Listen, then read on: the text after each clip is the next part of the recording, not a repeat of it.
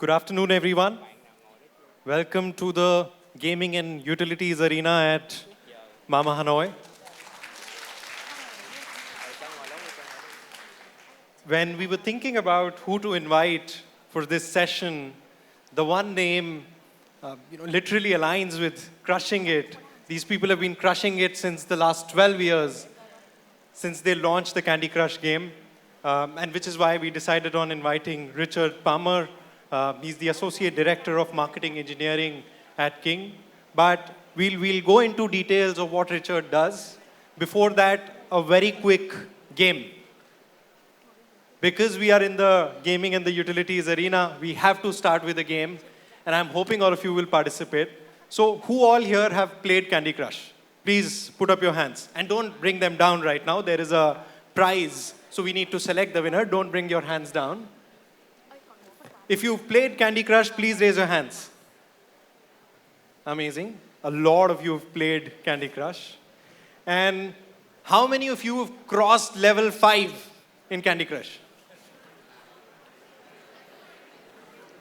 They told me that this joke is going to land flat because we are in Vietnam. It's the land of gaming, and level 5 is nothing. Okay, how many have crossed level 100?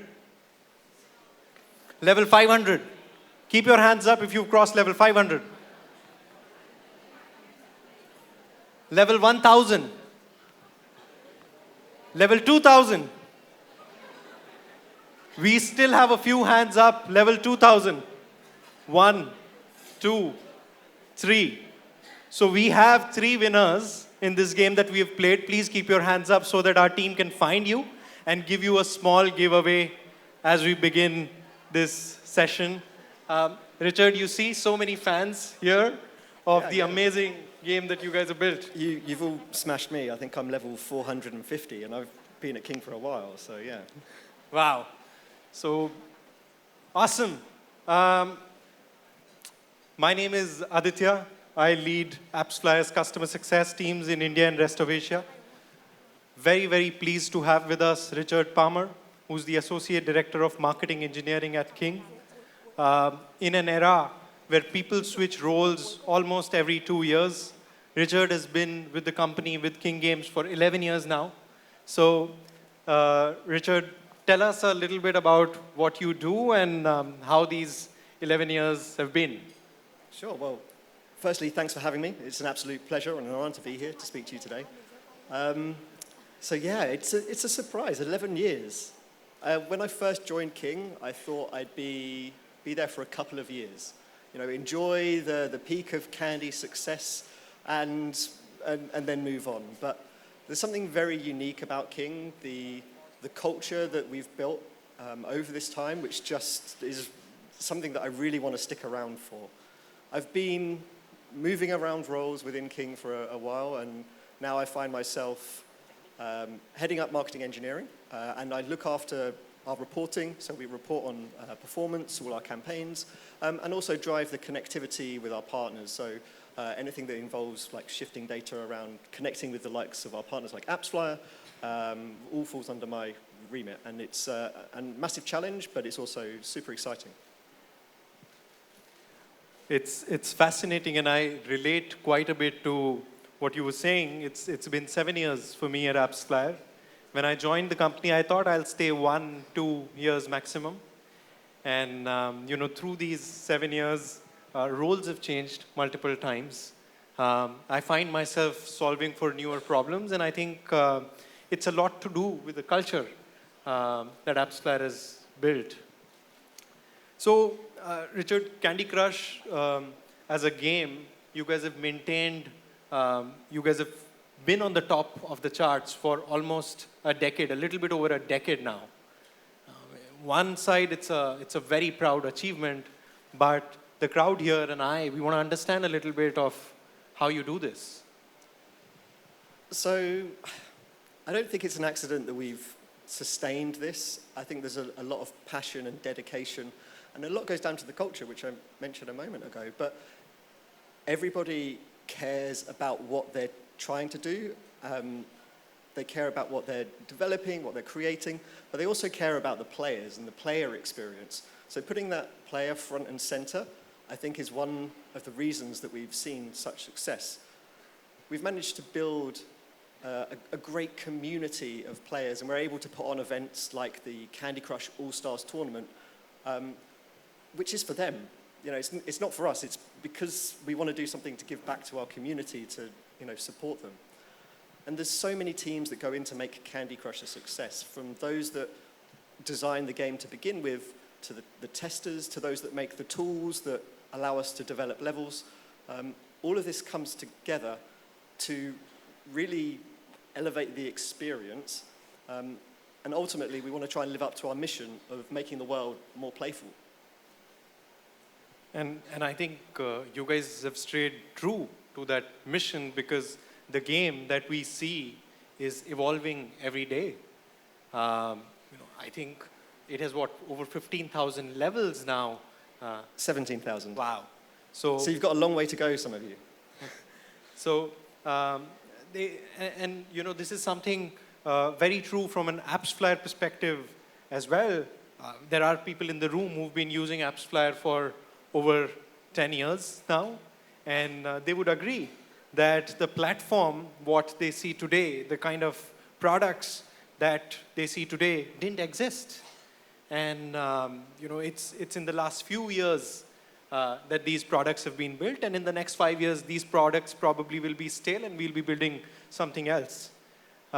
They say that stagnancy leads to decline, and I think one of the reasons why Candy Crush is what it is because it never stayed stagnant. I would agree. The Candy Crush that we see today is very different from the Candy Crush that first entered the market all that time ago on Canvas, on Facebook, before we moved to mobile even. There's so much more richness and life that's been injected into it. We've refreshed the styles. We're constantly adding new features to really drive that engagement with our players and bring them an excellent experience. Amazing. A game is actually all about its players and the markets where you take this game. How do you think about new market entry? Do you think about localization at all? Is that a strategy? Tell us a little bit about how this game has reached where it has.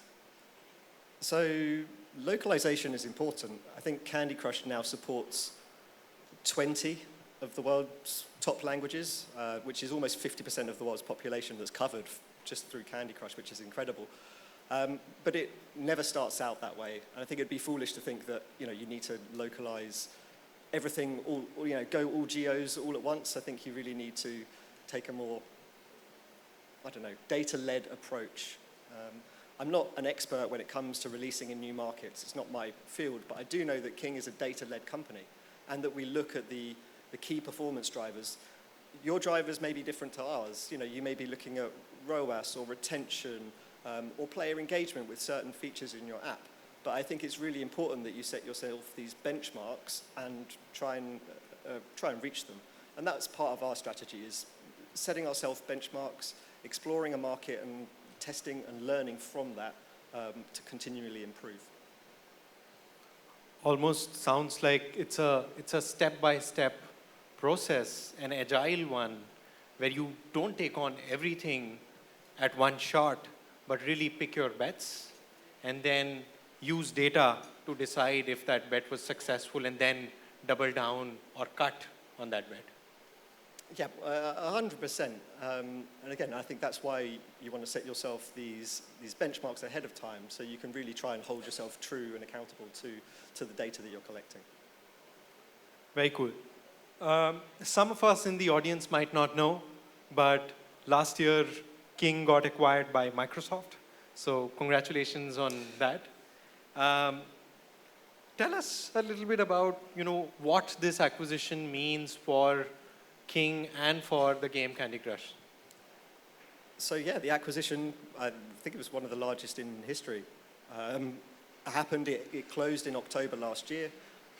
But since then, it's been very early days. And we're, at the moment, just trying to work through that relationship, learn from each other, look for, possible synergies where we can both benefit from each other's experience. Microsoft are relatively new in the mobile space, and we've been a strong contender there for, a decade. So right now, it's all about exploring opportunities, and we're really excited to see what the future holds, and we're really excited to be part of the Xbox group and Microsoft as a whole.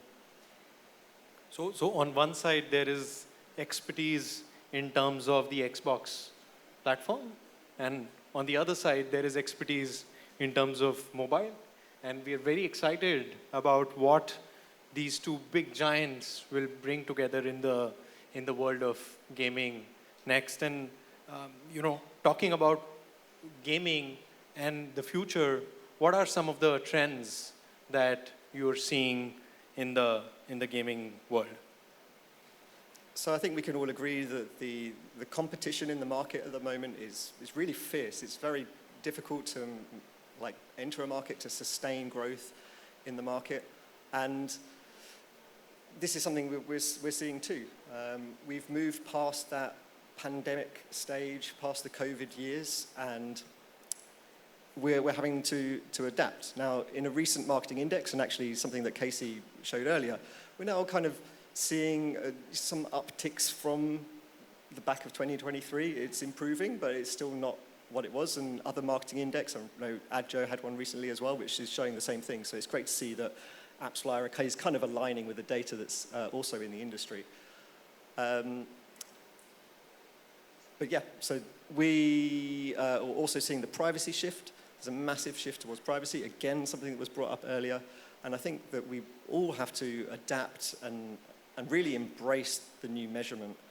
It's not going anywhere. There's only going to be rolled out to more countries, more places.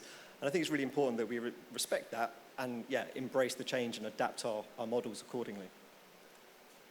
Yeah, so, with actually AI coming in, competition becomes easy.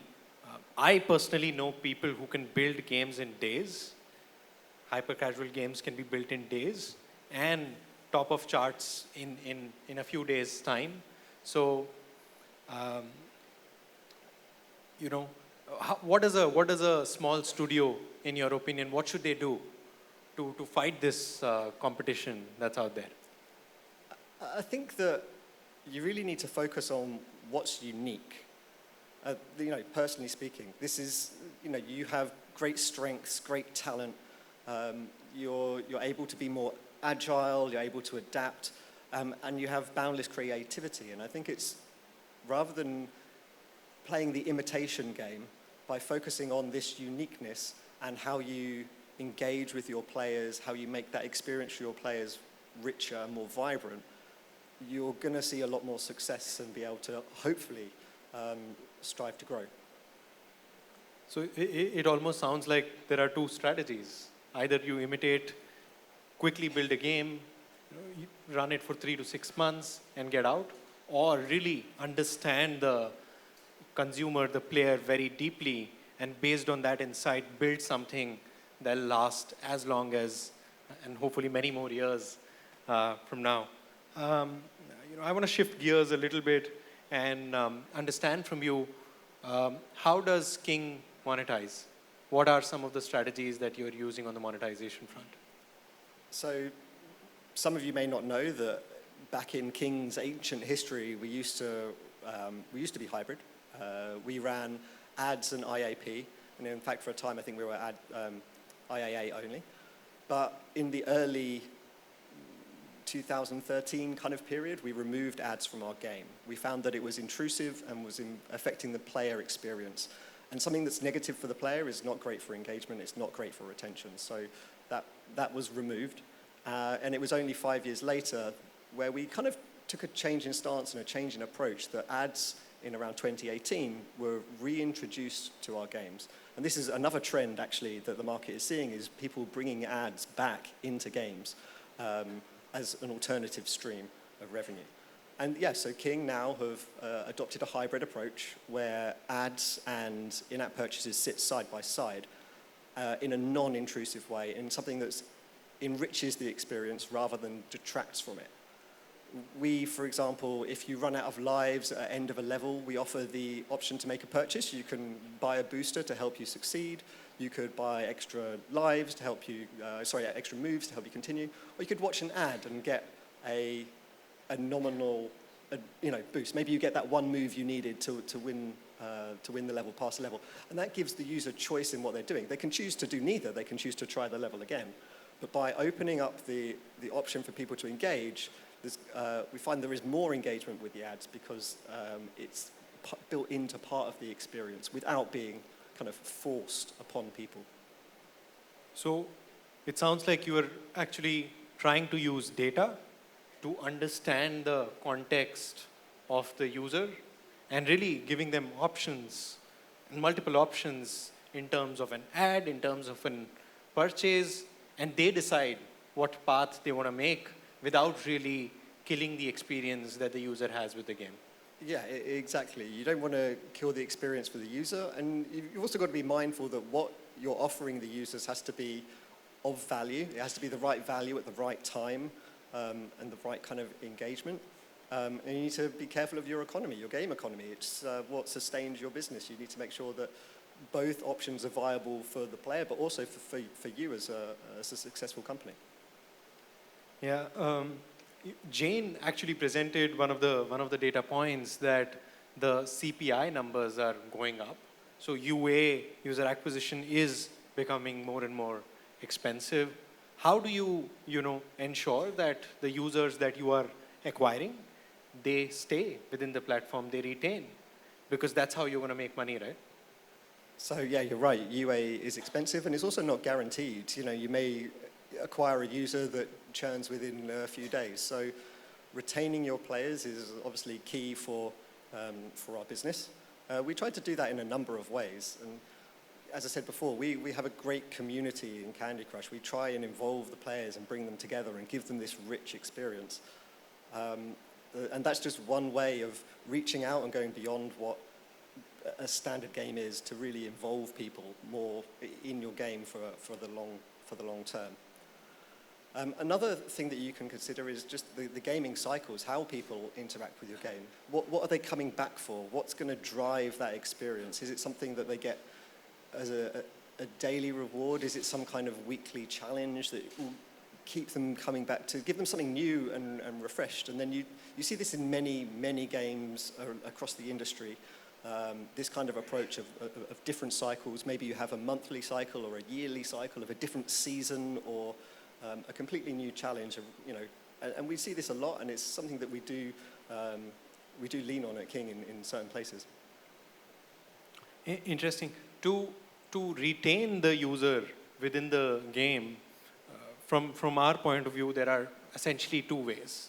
Either you can create hooks within the game so that they keep coming back, or if they've forgotten about your game, maybe they aren't opening the app, you do something outside of the game, and retargeting, paid and owned, is one of the key drivers.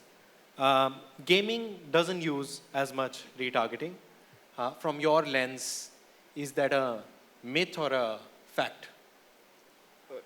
From my lens and from all of the other gaming companies that I know of, that I've worked with, it's a myth. People do want to retain, but they also want to retarget the people. They want to try and get back the people that were highly engaged with their products. If you've spent all this money on UA, which is expensive, you want to try and ensure they stay in your game, but also you want to get them back. You want to remind them of what's great about your game.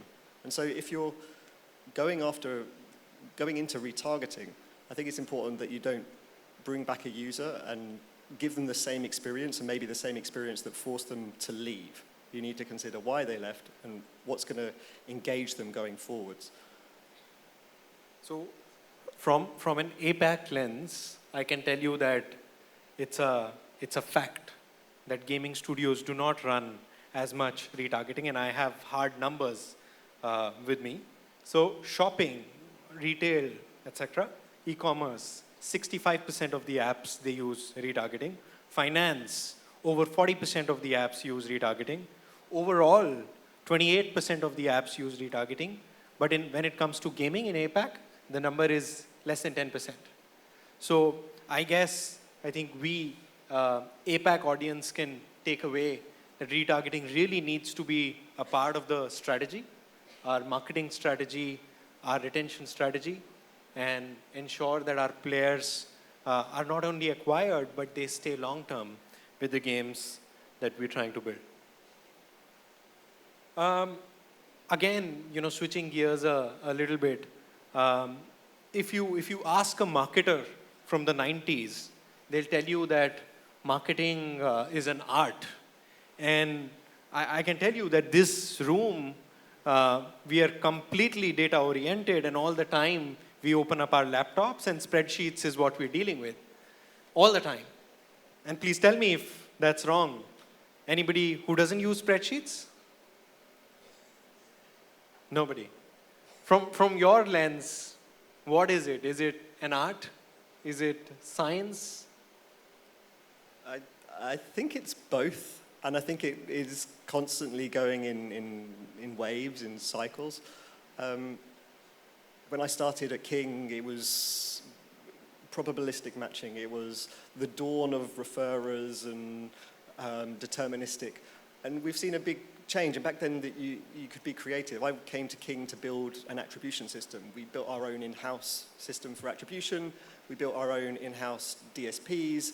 There was so much creativity and solutions, but the world is very different now. We have the walled gardens from the SRNs, which came up in about, 2015, 2018. We have the big shift in privacy from the 2020 eras. And I don't think it's feasible anymore to take that approach. You need to leverage the likes of an MMP to give you that kind of advantage. But it hasn't taken away from the art. It's still a science. You need to study that data. But the art now is finding how to be creative with it, how to drive new insight, how to reach your players in new ways. And that's still exciting, that's still engaging. And certainly there is an art behind it, as well as a science. So I think it's both. So, I can tell this room that maybe they can leave a lot of heavy lifting when it comes to the science on us and, focus a little bit more on the creative side of things to go back into what marketing is and art so that combined we can really help gaming studios in Vietnam grow and thrive.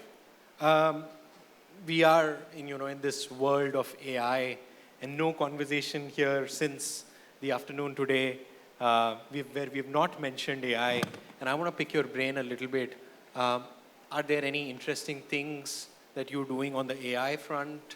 Would love to hear. Yeah, so AI, I don't like calling it AI, but AI, it's been around for a long time. Obviously, we've had models for a long time, predictive models, machine learning, but now there is obviously the AI resurgence. And one of the things that we're utilizing it for at King is for testing. We have 17,000 levels in Candy Crush, and the task of testing those and making sure they're working, making sure that the difficulty is balanced would be mammoth if it was all done manually. So we're utilizing AI today in order to model player behavior, in order to understand how different people would interact with the game, and then to balance it accordingly. Then it can go on to the normal quality testing and go through the normal gates. But yeah, we're utilizing that in order to reduce the manual work. Of course, there's a world of LLMs and generative AI. For us, it's the beginning of a journey, and we'll see what the future holds. Yeah, so, on the AI front, I wouldn't say that I don't like AI. I like AI. And, but I agree that it has been around since a long time. The new addition to it is the generative piece. And from an AppsFlyer point of view, we've always used machine learning in the most fundamental area of the product, which is attribution. In another area, which is fraud prevention. So these products deeply use machine learning algorithms to give the results that all of you see on the dashboard. But the generative piece is something that we're trying to use now in our data collaboration platform. So you can almost ask, and this is already happening, already in beta, you can ask a question in natural language, and AppsFlyer platform will be able to turn it into a SQL query, and will be able to give you those insights, create that widget for you as a part of our data collaboration platform. another area where we use AI a lot, and by the way, Max is here, our creative team is here. You should talk to them, is creative. So really using image processing to figure out what are some of the key concepts that live in that creative, and what is making that creative work or not work. So these are some of the interesting things that we're doing on the AI front. The big elephant in the room is privacy. What are some of the challenges that you faced while optimizing your marketing for this new privacy-centric era? I'm sure that you all have suffered or experienced this. It's been a big monumental shift in how we've operated for years. As I said earlier, it's something that we've had to embrace. We've had to adapt to getting all of the nulls in our scan data. We've had to adapt to having 2 days worth of insight to use those conversion values. And now, obviously, with Scan 4, with us the coarse grain, but I'm sure many of you are also thinking, oh, how can I utilize that? And trust me, it's still a journey that we're on. It's something that we're iterating on and learning and continually improving. And I think that that's the approach that we have to take, is adapt and learn, adapt and learn. We've obviously had AC announced, the essentially Scan 5, which is is promising, and it's great to see Apple also putting changes out to improve what's there. And I expect many more changes to come in that sphere. We haven't even touched on Google Privacy Sandbox and the disruption that will cause. I think it's going to be a very similar experience for all of us to what we saw with Scan. We're, again, going to have to try and take new data points, combine it across many sources, and rather than just focusing on our old operational models, is looking more holistically about how we measure, how we optimize, and really how we interrogate the data that's available. On the Android privacy sandbox piece, if it gives you a little bit of comfort, AppsFlyer teams are working very closely with Google to ensure that the launch is as smooth as possible. But from where I see it, attribution is going to change fundamentally in the next 5 years. There will be multiple methods, some bottom up, which we're doing today, really trying to find out where this user came from and trying to attribute it to a source. But a lot of top-down models are going to come into picture, really incrementality, geo-lift testing, all of that will come into picture. And a marketer will need to require to combine these top-down and bottom-up measurement approaches to really what we call as the single source of truth, to arrive at that and then do their decision-making. We are coming to the end of the session. Any final advice for the marketers in the room? Oh, advice is a tricky one.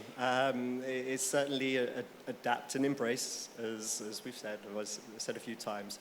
I think you should be optimistic about the future. Although there's a lot of change that's coming, I believe that Privacy Sandbox and AC, there's going to be multiple iterations of this over the coming years, and I think it's only going to return some of the insights that we're losing today once we figure out the right technology and once Apple, Google make those improvements. I think the fundamental thing, though, is to remember to put the user front and center of everything you do. Really think of their experience and try and elevate your player and look after them. I think that's absolutely key to success. The customer is key. I think so well put. Either you adapt or you die. And I don't know how many of you know mammoths. I don't think we've seen them in our lifetime. We see elephants. Mammoths died because they couldn't adapt. Elephants survived. So adapt to really thrive this dynamic and changing marketing and digital landscape. Thank you, Richard. It's been a pleasure. And thanks to all of you for listening in. Thank you very much. Thank you.